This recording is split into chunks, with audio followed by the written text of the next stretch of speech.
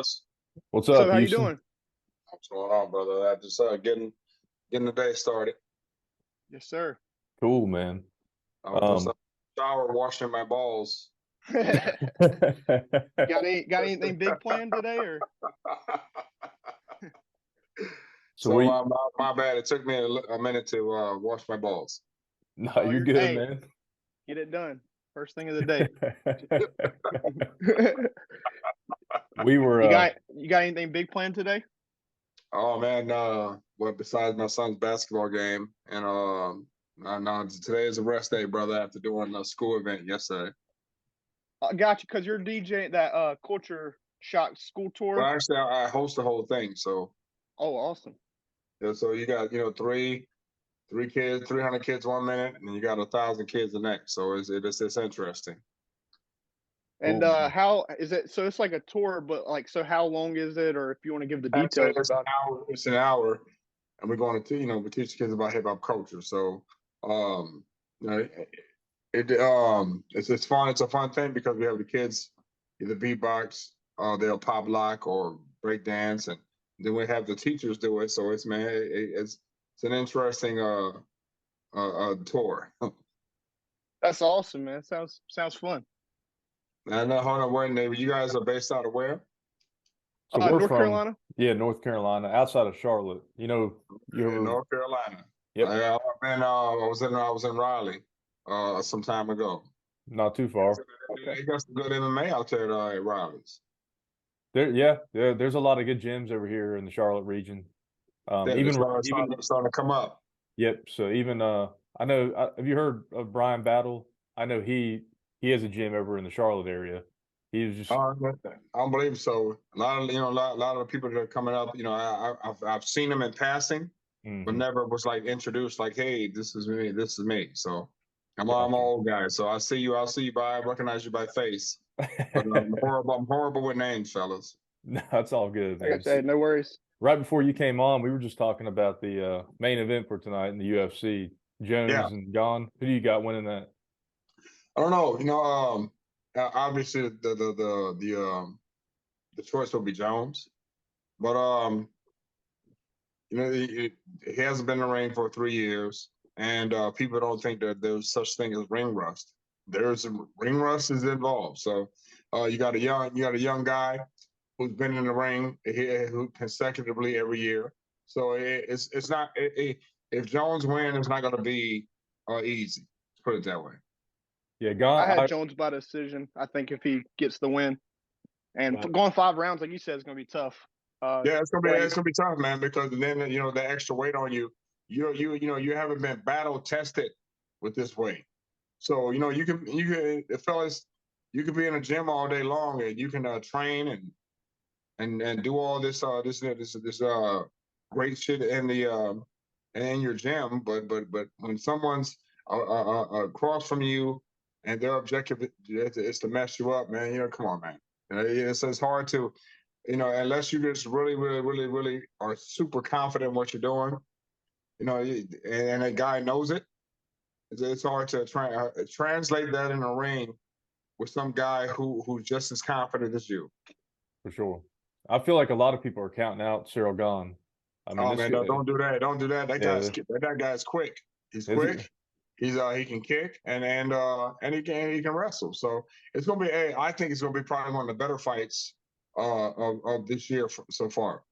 Yeah, and I agree with that. I mean, it could be the fight of the year, honestly, for the UFC. So we'll see. If it goes as predicted, and again, the ring rust versus a guy who's been in the ring, it's going to be interesting. They're both the same height, and again, you haven't tested the waters in heavyweight yet, so we will see.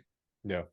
I think it'll be good. Like, I think it'll be good if you see those championship rounds, seeing Jones kind of have to scratch and claw a little bit just to kind of get back into, get that welcome back into the UFC. I think that's what me as a fan personally wants to see, kind of see him. What's he going to do in round 4 and 5 if it comes to that, obviously, and kind of see John Jones, see what he can dig up. He's going to do what Jones does, and because Jones is battle tested, but again, it's a different weight. And as I was told before with coaches, weight matters. I agree with that. I was seeing where I guess this whole fight week he's had, if you I know you know him, David Goggins is with him this whole fight week, kind of sitting in his mind, and I don't know if you know him. Well, motivational speaking. Yeah, he's like, I'll just be sitting there and he'll make me seem like I You're ain't gonna doing win. anything. You're gonna do. You are the winner. I mean, you know what? You know what? The whole Here's the week. thing. Here, let me speak on that. Yeah, Okay, of course. which is very interesting. If you have a motivational speaker walking around with you, telling you how great you are as a person, then that means to me you don't have the self motivation. You know, I never So thought I never thought of it like that. yeah, so Jones, you watching this, brother? You just I know you have the self motivation. You don't need a motivational speaker walking around with you telling you how great you are. I agree with that. You can just go on YouTube and watch a motivational speech. Yeah, true. Well, I think save you some money. I think that's the thing with a lot of people, though. They think they need the motivation because I see where you're a trainer too. A lot of people think, oh, motivation, but motivation dies in anything really in life, and Well, you got to be able to do it you know what? consistently. I'm sorry, I don't mean to interrupt you, but Oh, you're but good. you know what? The one thing, and I thought, and I keep telling people this, I thought Nike had the stupidest promotion ever, gentlemen, when they said on their commercial to just do it. And when I was in the gym training with somebody, and we were going at it, and I just told the person, just do it. And I was like, duh. Wow. That was, like, okay, that was the best slogan ever. Yeah, you know what? Just go out there and do it, man. Sometimes people can do too much when it comes to anything in life, fighting, any type of professional sport, anything. If you're doing too much, hey, brother, you're doing too much. Yeah, I definitely agree. I agree I think with the that. more you hack away at it every day, the better off you'll be. You'll get more in tune, and it'll build up to something. I mean, people think like, oh, I got to go do this New Year's resolution for 2 hours. It's like, it's not like that. Take 30 minutes, do it, build it up. And because the motivation is going to leave you. I mean, you know, as a fighter, there's days you probably didn't want to go to the gym, but you got in that routine. So, you know what the motivation for is for as a New Year's resolution? what is that? Don't stop doing the shit in the first place. Exactly. I like that. Exactly.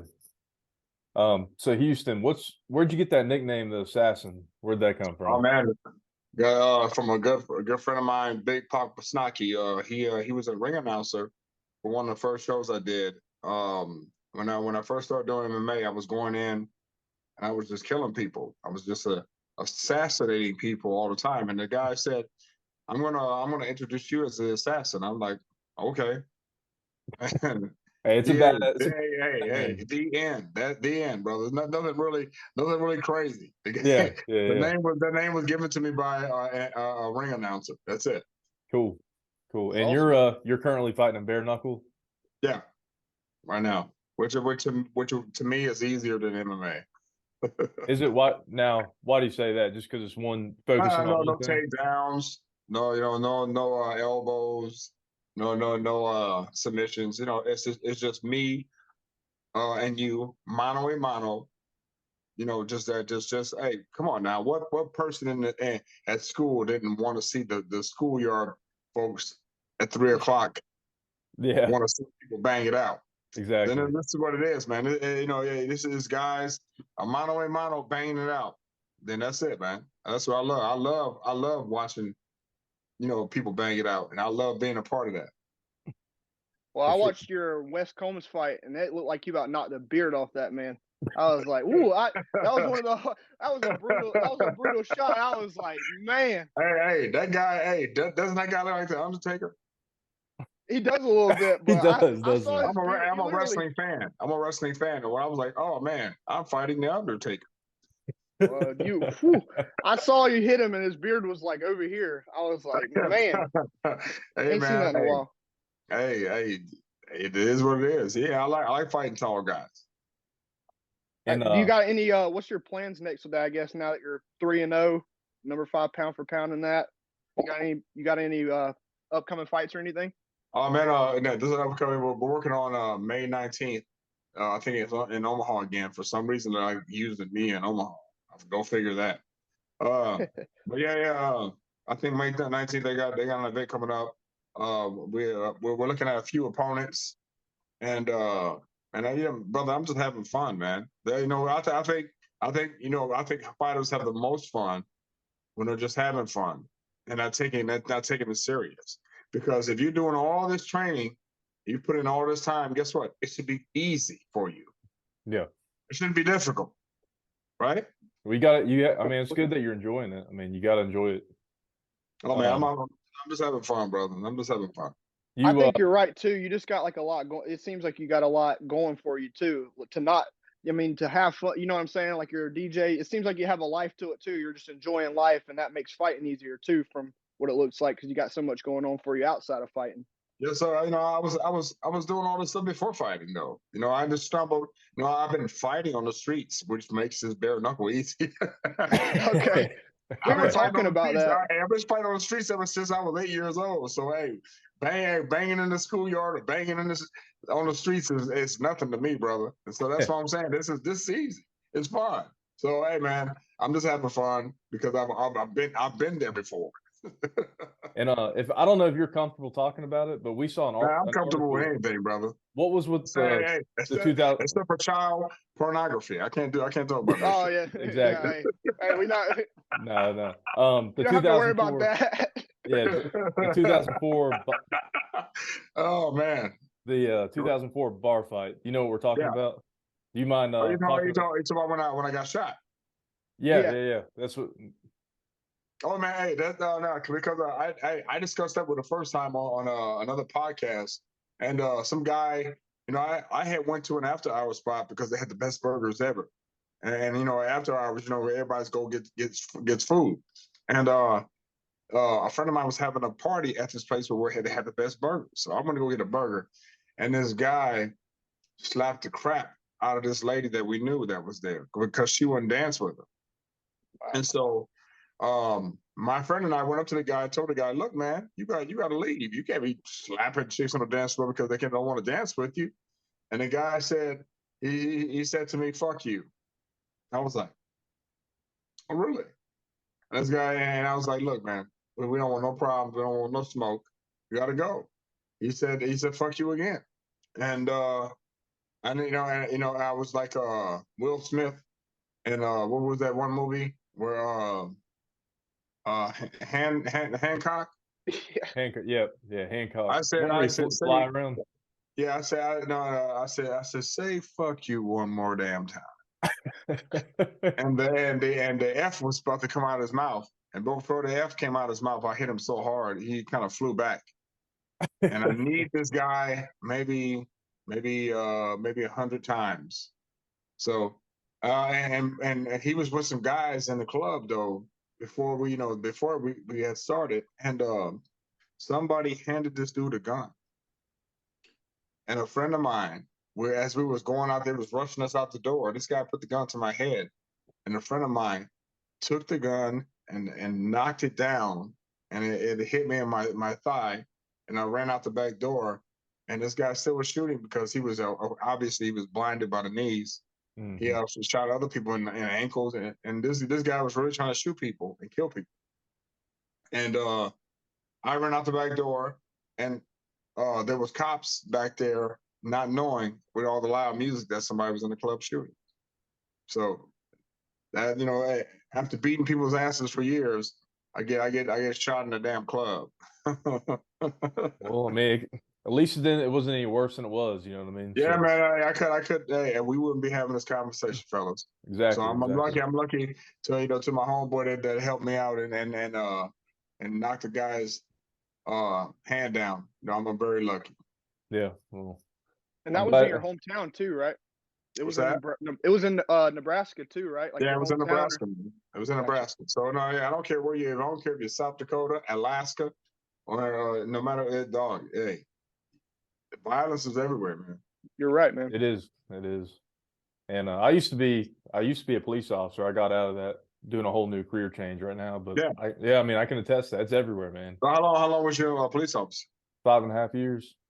Well, one of my coaches, he's a chief police in Nebraska, and he used to be in the gang unit.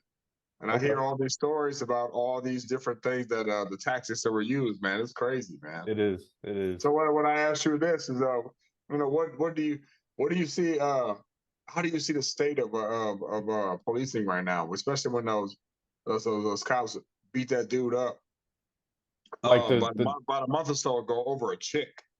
Yeah. No, I mean, over a chick, really? Yeah. No, listen. I think policing. I think there's a lot of bad apples in policing. Yeah. 100%. Just like any job, but I think I haven't experienced any police officers or deputies that I've worked around that are like that. Yeah. But they're out there 100%. I will say this: not every cop's bad though. It's Man, just I get that because my uncle's an inspector in East St. Louis, and if you know anything about East St. Louis is one of the worst cities in America when it comes to crime. So I know I've seen it all and heard it all, but you know what happens with when you get a significant amount of power, I think you tend to lose respect 100% for people. 100%. You know, and I think that's all. You know, you might not be a bad person, but guess what? When you get a little power under your belt, I think you tend to lose a little respect for folks because you think you're the man or the woman in that position. But I mean, you know what I've always said: just respect whatever job you have. Just respect who's in front of you.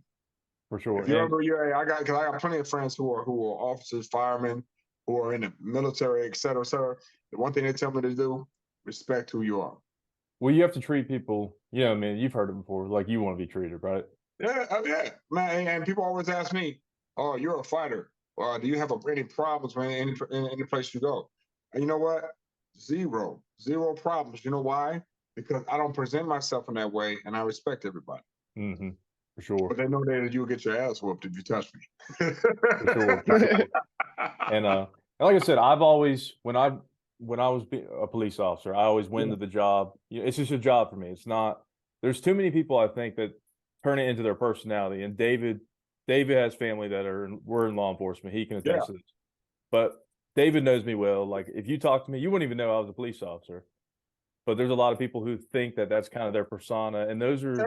But see, man, again, I don't care what the job is. Again, just respect you, your stuff as a person, and respect the people around you, and everything work out fine. For sure. I agree with that for sure. But I'm a lot happier that I'm out of law enforcement. I mean, it's right now I'm trying to get into. I know it's a lot unstressful. It's not stressful anymore. No, different man, stressor. I mean, the stress level because my dad did it for 30 years, and he's still working to this day. And my mom was saying, "Man, you're on the phone more now with your job now. You know, he probably puts 80 hours in a week." And he said, "Yeah, but I'm stressing over getting people snacks or hiring people. I'm not stressing over somebody just shot somebody for no reason. I got to go down there and deal with somebody that just shot somebody." Yeah, that's a different level of respect. That's a different level of what we're talking about, man. It's crazy, man. But again, that's why you have to respect the job, no matter what it is, and you respect the job, man. It's easy when you respect the job.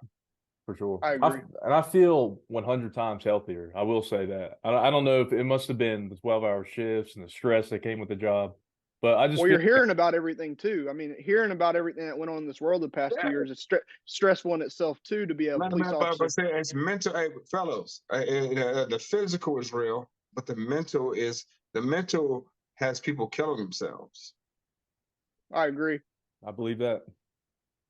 I think a lot of people put themselves in a hole with that. And like you said, kind of like what you said with John Jones, and you got to kind of train yourself to, you know, get yourself out of those holes.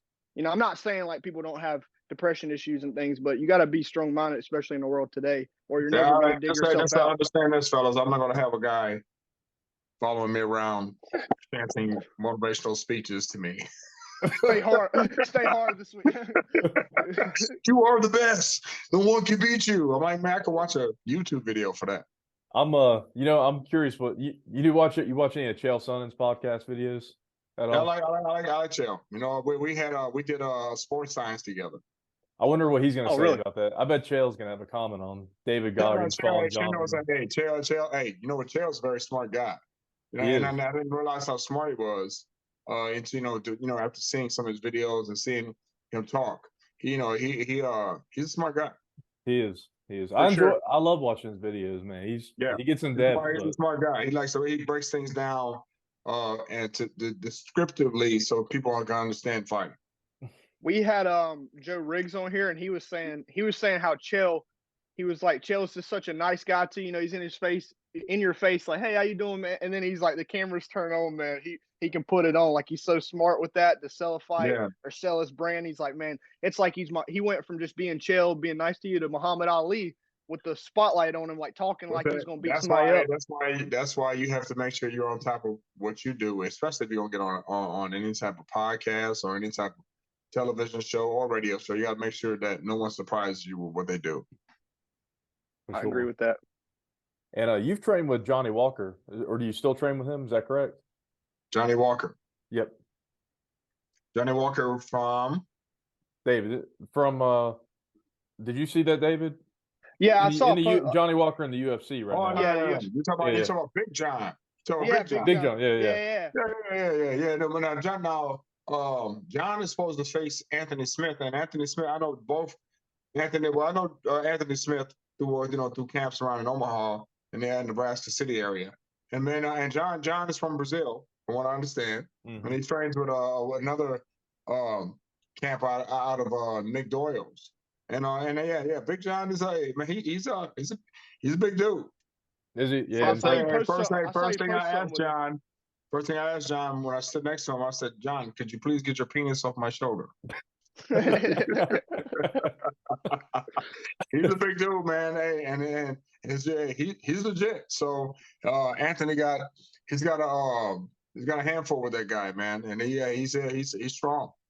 He looks like he's back too.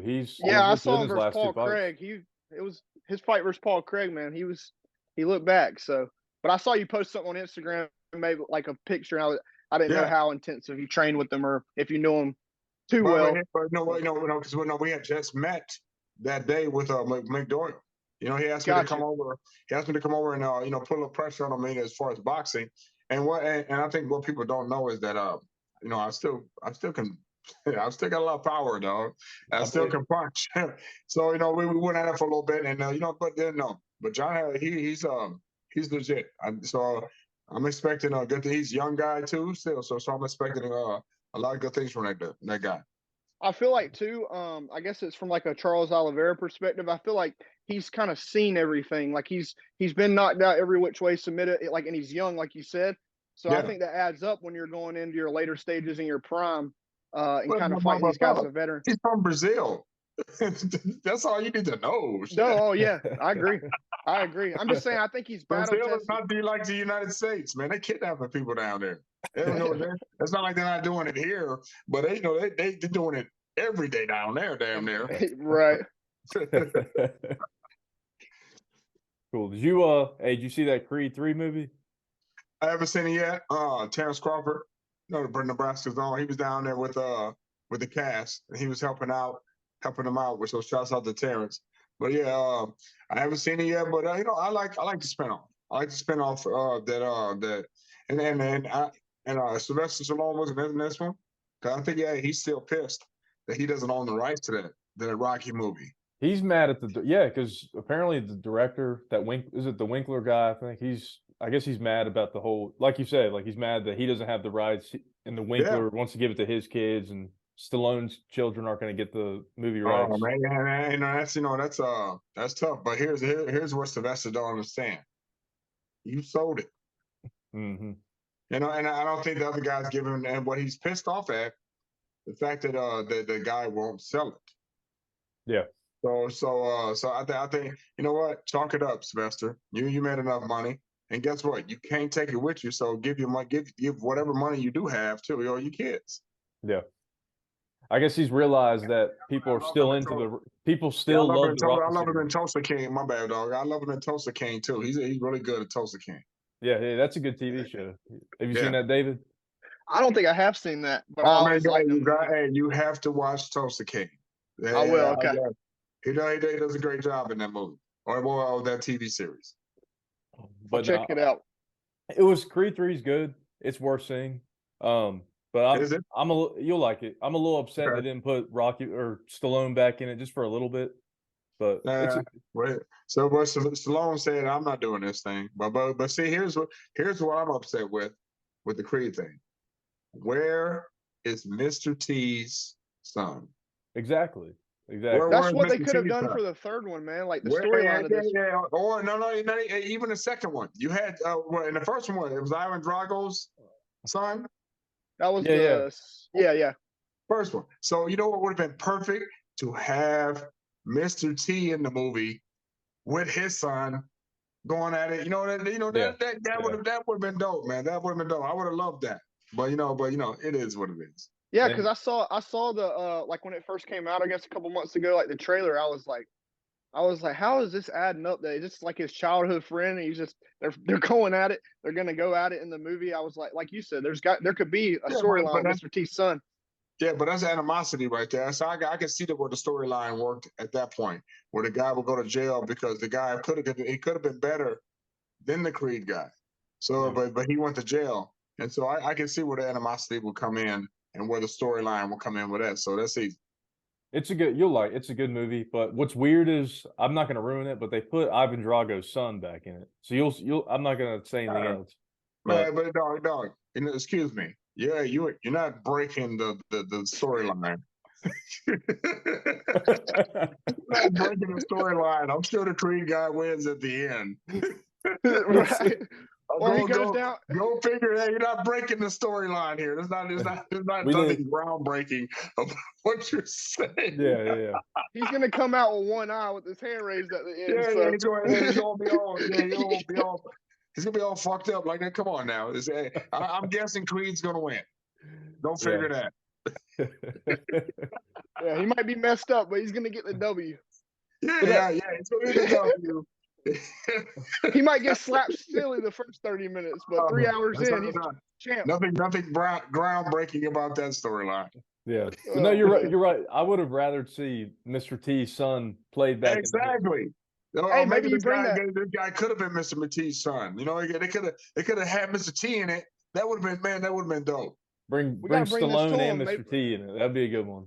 Creed 4. I know Stallone's not coming there. He's not giving that franchise no more airtime because he really wants that franchise title back. He does, yeah. You got anything to add, David? No, I'm good on that. Yeah, I was about to say I don't know how many. I don't think you can run like 6 or 8 movies with Creed anyway. I was like after 3, you might have to hang it up anyway. Maybe 4. Yeah. That's funny. I mean, you know what? Come on. Brother, hey, bring in Mr. T last time, and then you can. Hey, bring it to him. I'm here for it. We can get it started. You bring Mr. T in. Hey, I'll check out Creed 4. You know what I'm saying? then after that, maybe we cut it off. We gotta shut the Rocky spinoff after that. No, you know what? There's gonna be Rocky's grandkids are gonna get involved. So shit. Something's going down. They're not letting that franchise die. They competing with Fast and Furious right now. They're trying to who can get the 21st. Dude, the worst acting I've ever seen. Fast and Furious. What episode or movie are they on now? What Fast and Furious? I don't know. Fast and Furious. I couldn't tell you. Infinity. Dude, they put the rock. They put the rock in them. I was like, I don't know if I can do this anymore.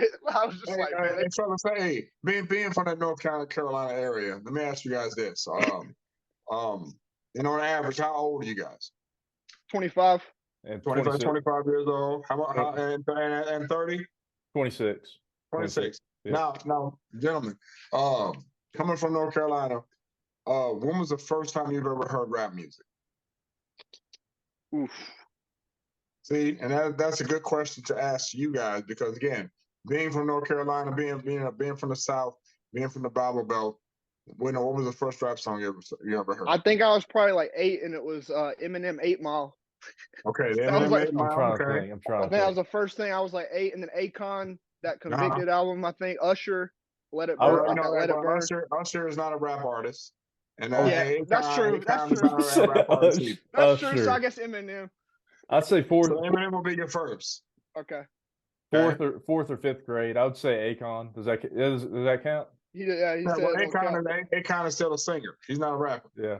So hold up. You guys was never on the North Carolina come on and raise up. Take your shirt off. You never No. really? Wait, who is that? Yeah, maybe hold on.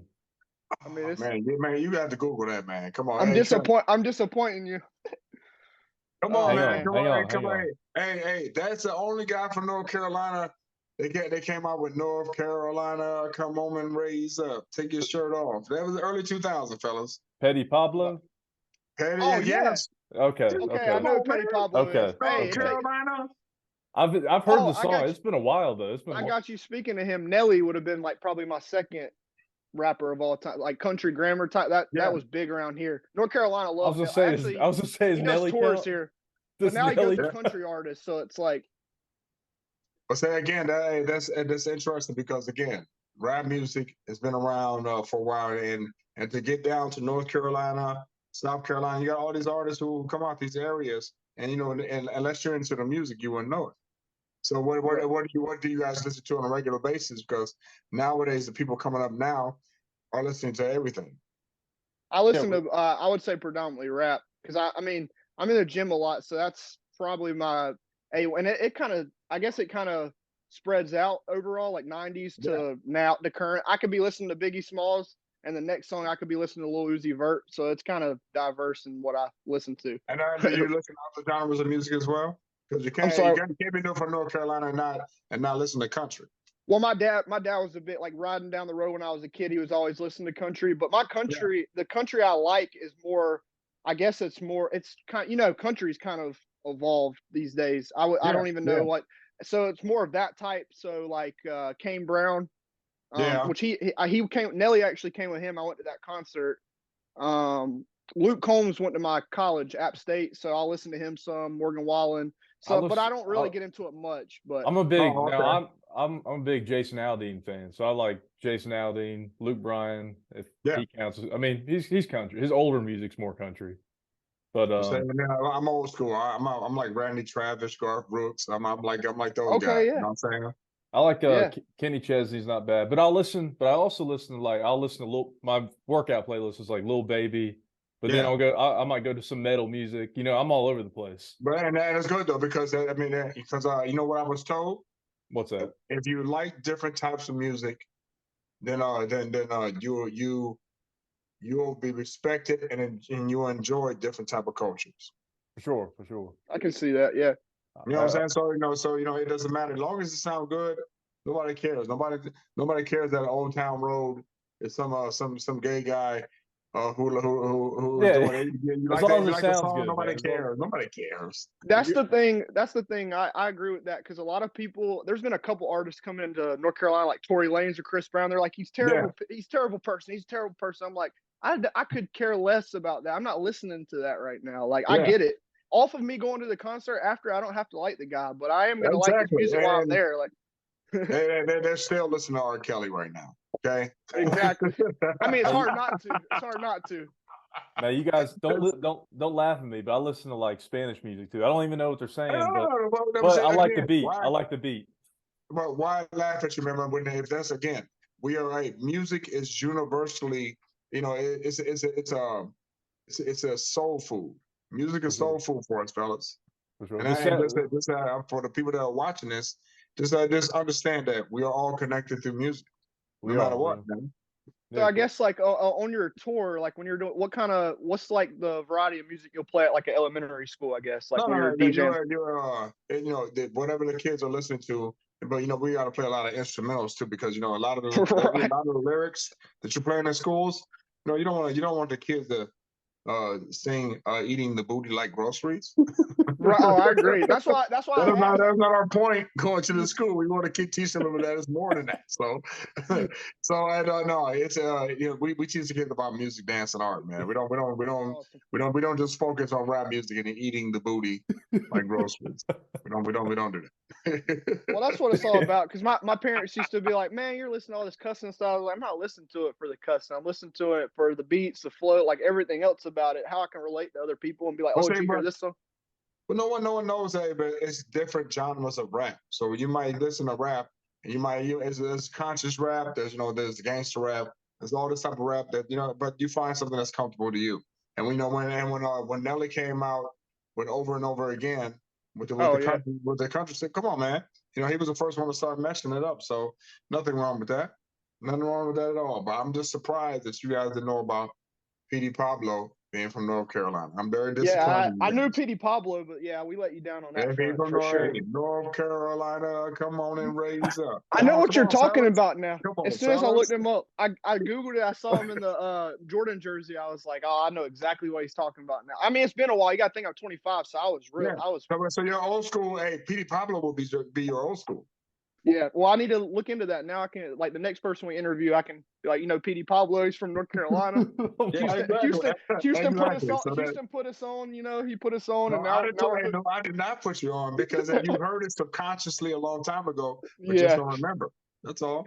Yeah, I got you.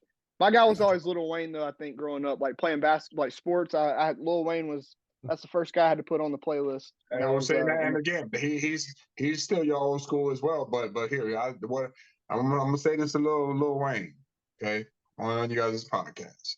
Lil Wayne, I think you need to let the dreads go because Lil Wayne is like he's like this up here. He doesn't want to let it go. I agree, man. Yeah. Lil Wayne, let the dreads go, man. Okay, you can't have that bald spot up there with a few dreads on the side. Let it go, Lil Wayne. David, you guys listen to Black and Yellow? Remember Black and Yellow? Remember that was the big. Oh yeah. That was like Wiz Khalifa was another big one. Yeah. So again, all these artists you guys are mentioning will be you guys like old school because it would be early 2000 music. So who's like your? I guess my question for you is like, who's a current rapper that you're like, you really think's got talent? The most talent, I guess, these days, like a good up and comer, anybody like that's rapping in this scene today. I've not heard a lot of and again, you gotta sift through all the stuff that sounds like the stuff they put on radio. But I'm a good big J. Cole fan. Oh yeah, North Carolina, baby. North Carolina. He's from that area too. Come on, man. I've been to his old house, the one that he sits on in the album cover. I had to go visit it. So see, I'm on J. Cole now.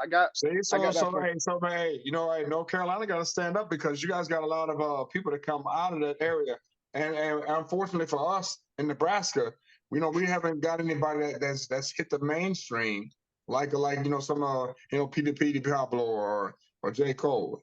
So you guys are one up on us over there. Yeah, we got the baby was actually in Charlotte, so he's like 20 minutes from where we grew up. But and he blew up quick. I went to his second ever concert on his first album. Actually, there's 100 people there. Now he's big time. David, you know Stunner from Vegas. He lives in Salt Lake, doesn't he? Yeah, he lives in Salt Lake. You guys got a lot of people from your area, man, doing the thing.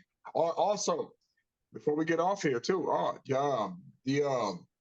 the plantations in North Carolina are they still spread throughout the state? South Carolina, I see it like going to we'll go to Myrtle Beach, a big destination, and you'll see them going to through Charleston or Savannah, going to Georgia, Savannah, Georgia. Yeah. I mean, I guess in North Carolina too, but I guess the main highways between North Carolina, South Carolina, Georgia, you'll see them still. And they're using those plantations as boarding houses and stuff still, like in Forrest Gump. Yeah, I guess so. Yeah, I think you're right. Yeah, they're using a lot of those plantations as boarding houses and stuff like that when people come in. But it's crazy, man. How and because you guys are down there, how big are those houses in that land mass? So in that area where they were, the ones in Charleston are massive.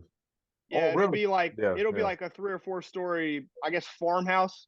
Those old school farmhouses, and then it'll just be a couple fields of just crops and stuff. They've almost I've been to Charleston before. I've been to Charleston before, and I saw the there's a I don't know what was called, some type of base off the coast, but I was down in their downtown where they brought in the first slaves.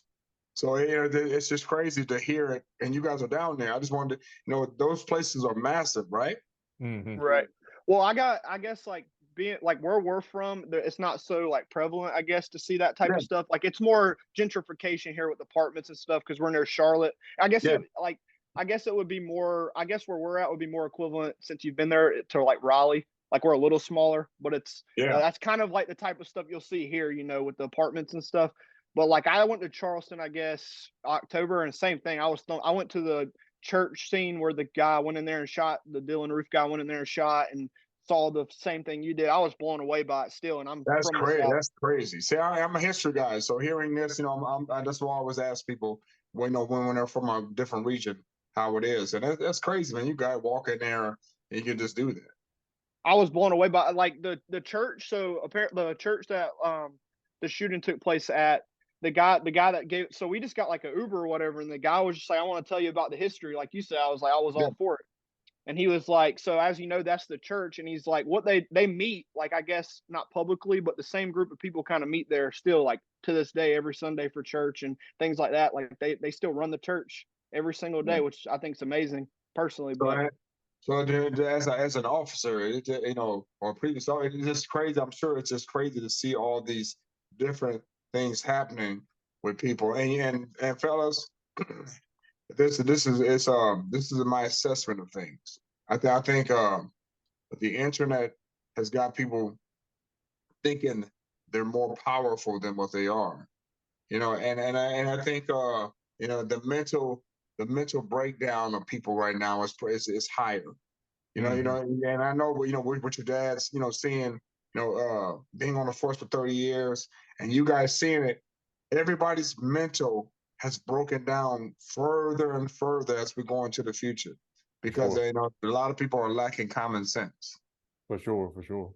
do you So, think that man, got I'll ask you this then off of that. Do you think that escalated, I guess, in 2020 since everybody was at home and on their phones and stuff and thinking they had more power because they could tweet instead of going? I don't think. You know what? I don't think so. I think people.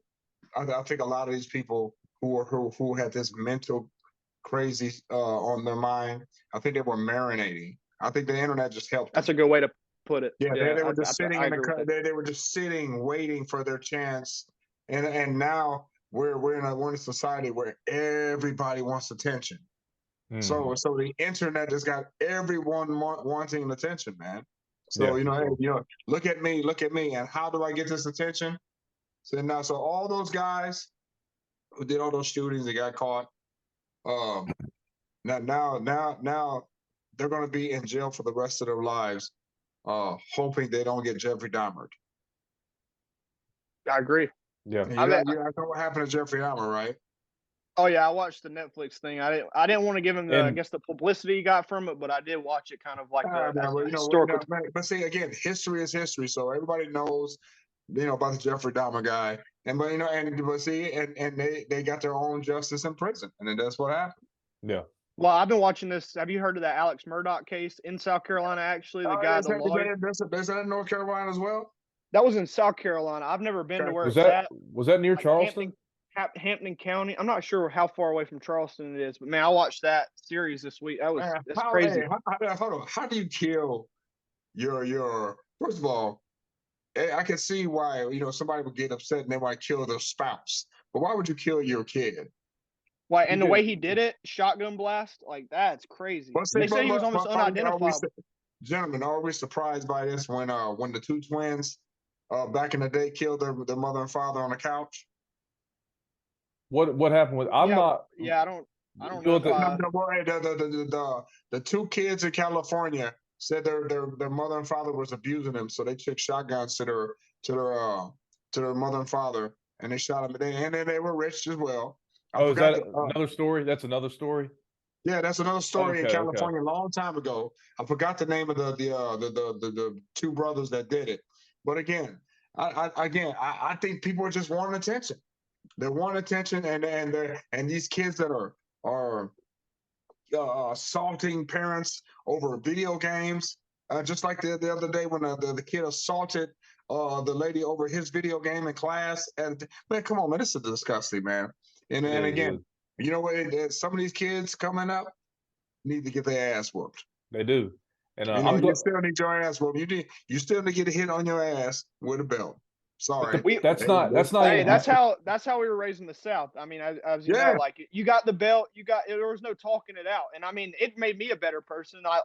Because at 25, I'm in a culture like you're talking about of people that just automatically feel like they need gratification. They automatically need things handed to them. But I was like, I didn't grow up that way. And especially my dad being a law enforcement, I wasn't going to go out there and be acting a fool while he's because you're a reflection of him. You're a reflection of him. Exactly. And that's going away. Like, I mean, I guess even so now with like the restaurants to the whole COVID thing, man, they're playing this thing from a respect standpoint. These kids and people don't care to work there. They're so rude to you, these days. And it's just like, do you value yourself as like a human though? Like, I get that this is not the best job. You're at a restaurant serving burgers and stuff, but like have some respect for yourself and do the job good for yourself. It's a reflection of you, your work is. So it's like 360 to the conversation, how the conversation started. Respect yourself and you'll respect others. I agree. For sure. And like it all starts at home. I agree with that. I agree. I 100% starts at home. For a little bit. Or at least it could, like with you, like it could start with somebody like you going out there and DJing too. Like it does start at home, but like I think it's beneficial to be in schools like that, even if it's something fun like DJing and teaching them hip hop culture. Like you're a good face in the community to be able to talk to some of these kids. Well, I get a lot of kids. I've been doing this for almost 20 years, and you have some of the kids coming up to me reciting some of the stuff I said 20 years ago. So you know what? Get to the gentlemen, get to the kids, you get to the parents. Exactly. And before we go, I wanted to ask you, I seen what's that new tattoo you have? Oh, this way here? Yeah, that's badass, man. Was there some armor?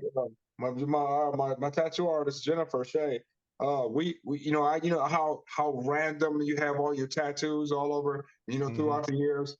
I would randomly get some here, and I think about it. But I said I wanted a way to bring all my tattoos together. And she said, let's just put armor around your whole entire body. So we're starting here, and we're going to go around all the tattoos that I have. We're going to bring it all together with armor. Oh, that's awesome. That's pretty cool, man. So I thought it was pretty cool that she decided to do it. But yeah, man, that would putting together with armor, that'd probably be the last thing people see before they get their ass knocked out. Cool, that's awesome. We'll be rooting for you, man. For sure. It's going to be interesting, man. I think the bare knuckle is fun, and I think it's fast paced, and I think unlike the MMA organizations, the way they start off in the ring with the bare knuckle, they start you right there in the center, and the ref is like, go. There's no wasting time. There's no BSing. There's no coming across the ring, and you guys got to bang it out right there. How was we're trying to get David Feldman on. Is he pretty cool? Yeah, real cool guy, man. Yeah, so yeah, hit him up, and again, to me, as long as people are trying out there to do their thing like what you guys are doing, I don't mind getting on anybody's podcast. I don't care whether it's Joe Rogan or something down the line. Man, it all counts. Yeah, well, I appreciate you. We appreciate it. Yeah. It's nothing, man. It's nothing. Yeah. I don't even think we got into the UFC fights. That's where I remember you fighting Keith Jardine and Kimbo and all them. So that's the first time I've seen you. The thing with Kimbo, we still to this day we still think we won the fight because back then I don't think the judges were as educated as they are now, because you know how many times I kicked that man, and you know how many times they didn't count that. Yeah. So gentlemen, what do they count nowadays? Yeah, damage. They're counting kicks. Counting kicks, counting damage. I mean, if they're counting kicks. So I kicked that guy like a gazillion times, and they didn't count it. So it's funny. It is. And could play it. We could see that tonight too. Kicks could play a big role in the fight tonight. Both sides, Gon and John. So the last, I think last time John was in the ring, who was the Brazilian that was kicking the shit out of him? Thiago Santos. Thiago Santos, who you're talking about. Thiago Santos. That guy kicked John the whole time, and guess what? He kicked him with a broken knee. He would have won that fight, I think, if he didn't hurt himself. Yeah, if he didn't, I think so too. I think that dude, John got lucky because that guy broke his knee kicking him. Dude, he was hurt. Just watching that fight, I was getting hurt watching John. Yeah. Yeah, because you know, John had to get carried out of the ring. Yeah, dude, He had to get carried back to the backstage because that guy was kicking the crap out of his legs, and and this guy was still kicking him with a broken knee. Was it round 3? Rounds. Round three, he buckled his knee. It then started He to go buckled his John's knee way. because sometimes I think he got it checked and it bent his knee back or some crap like that. But this just goes to show you how tough those guys are. This guy kicked him even after he broke his knee. For sure. And I hate that because I think he went on and lost 4 of his last 5 or something after that. Like after the injury at John Jones fight, man. So yeah, but you know he's a tough guy. So just he's a tough guy. Yeah, he was kicking the crap out of John. He's going to he's making a debut in the PFL. So I wonder how he's going to do in the PFL. You know what? I think that sometimes you have to recharge yourself because man, the UFC, you know, they try to put the best competition in there. But you know, just because you're in the UFC don't mean that you're in the midst of all the different the best MMA fighters. Other organizations may have a guy that can go in there and do his thing too. So UFC it's always been that standard, and I think personally, you know, I think you know it's still going, and they have to have all these fighters. But back then, I think early 2000s. It had to be a privilege to be there. Yeah. Yeah, you know, it was almost like a privilege to be there. When once you know you had to beat all these people's asses before you got there, and when you finally got there, it's like, man, there was only a few people that made it there. Yeah. Only a few. So now it just seemed like you know you can sneeze to be in the UFC right now. Well, like me and they got all. It's not just the Ultimate Fighter now too. They got the Contender Series. He's still doing that, looking for a fight. Like there's many ways compared to just being on the scene and getting, like you said, like your nickname, like running through people to get there. You don't really have to do that these days. They fight once or twice a year. It's all good, man. And again, I hate doing it, man. It's all good, but you know, I think it's lost that lackluster because when you got there back in the day, you earned it. You really earned it. You was like, man. And now I agree because they're fighting 1 or 2 times a year, where you're fighting 4, 5, 6 times back in the day to build a reputation. These guys are 2 or 3-0, and they're on the Contender Series. Like this dude's 25 with 3 fights. Like hey, man, before I got to the UFC, man, I had over 100-some fights. I fought every week for like 2-3 years straight. For real. How did you get into the UFC? Who got you into the UFC? Did you know somebody that helped you get a hold of it? My manager got me in there, and I had won a heavyweight tournament, and I was supposed to go to Hawaii because you know I won the tournament, and manager called me up and said, "Hey, they're looking for a replacement for a fight." I said, "Where?" In Vegas. I said, "What is it? What organization?" He said, "UFC." And I guess Keith's when his opponent at the time got hurt, and so they had me to come in and be the alternate. Gotcha. So I came in, and the rest is history. Yeah. They didn't know I had all these fights. They thought I only fought a few times, and there was no YouTube back in the day. So shouts out to Monty Cox. Monty Cox is he's the man. They got everybody in the UFC. But yeah, cool. They didn't know I had all these fights because there was no YouTube back then. Yeah, just tapes. How's your relationship with Dana White? You still talk to him? Yeah, it's cool. It's cool. I haven't spoke to him, but we was cordial. I did the night I beat up Keith. I told Dana White, I said, I'm gonna beat your boy's ass. and he waved me off. He was like, whatever. And then the next day, beat the dude's ass. Cool. Yeah, that was crazy, man, because I saw that it looked like he kind of wobbled you, and then you kind of clinched him, and then you threw some crazy combos and uppercutted him, and that was a crazy turnaround just in 40 seconds or whatever. And that goes to show you that even after that, there was no grace period. They threw everybody but the kitchen sink at me after that. They didn't have me beat these 2 guys up and give me somebody light. They just kept, they kept sending the people after me, man. That was crazy. So, but even then, I was still learning. Yeah. So, and what I tell fighters right now that I know all what I know, is that you got to make sure that transition any type of fight is the most important thing ever. For you to transition and to transition automatically without thinking, that's the most important thing in the fight. I agree. I agree. I guess that's what, like, with the whole bare knuckle thing too. Like, a transition could be a life. Like you said, you could change from the UFC to bare knuckle and be a champ there just because of the way the period of transition went. Yeah, man, and plus, to me, again, bare knuckle is easy because you guys are just banging.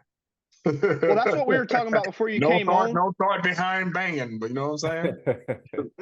That's what we were saying. That's what we were saying before you came on. Like, we think that the street fight, like bare knuckle, is a huge advantage for those just those street fighting dogs. Like, you got some guys used to hitting pads and stuff that are moving to bare knuckle, and you got these street fighters that might be have a losing record in the UFC, but they go to the bare knuckle, and it's like a street fight. But it's not even street fighting. It's to me, you know, one of the aspects of mixed martial arts is boxing. If you're a good boxer, you should be just fine.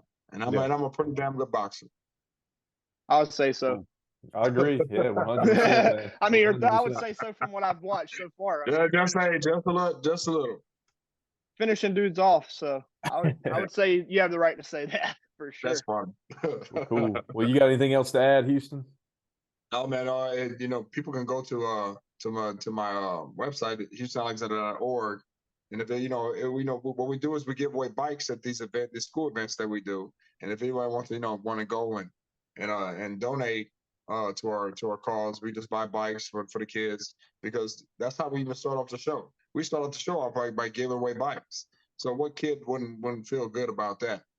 And so, if they can go there, or they can follow me on social media and check out all the hijinks that I'm doing. But I still b-boy. I still do a lot of stuff in hip hop.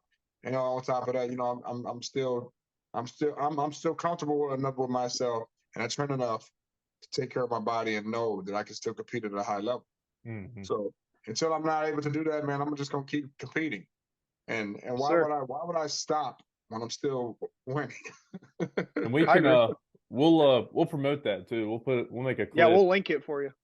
Hey, I appreciate it, fellas, man. And you say I'm pretty easy going, man. I don't do a lot of crazy stuff, but I just enjoy watching everybody else do their thing. And hopefully this is a nice building block for you guys to keep doing what you guys are doing.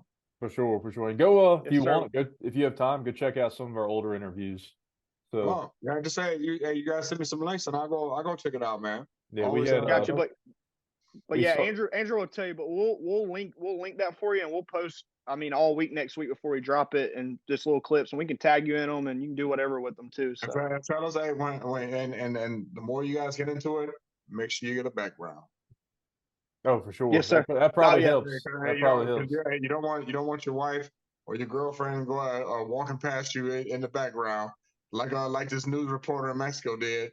He was online doing a live interview, and his mistress walked past in the background. Yeah, I got the door locked, so nothing crazy will happen. So I need a backdrop's next step, but door's locked. So get you a background, brother. Get you a background. I got you. That's the next thing. See, eventually, hopefully, we can get to like some in-person stuff eventually. So we'll see. Yeah. So, and I think that's the overall goal, man. But get your revenue up, man, and then just go from there. Yeah, for sure. Sir. Well, I appreciate it. Was pretty awesome, Houston. Glad you came on, man. Hey, no problem at all, brother. No problem at all. Just understand, hey, Dave, once you guys get this going a little bit more, your theme song should be P.D. Pablo. Okay. It's not a bad idea. I got you, man. I'm about to go listen to him while I jog, just to get back into what he sounds like. That's funny. And P.D. Pablo was the DMX of North Carolina. Okay. I'm a DMX fan, so I like DMX. Yeah. So the energy DMX came out on his first couple of songs. So to me, P.D. Pablo was that. Cool. Y'all make sure y'all have a good rest of the day, brother. You too, man. Enjoy your I'm gonna give it to my son's basketball game. Yeah, cool, enjoy that, and good luck to him, man. I appreciate it, fellas. All right, we'll see you, Houston. We appreciate it. Have a good one.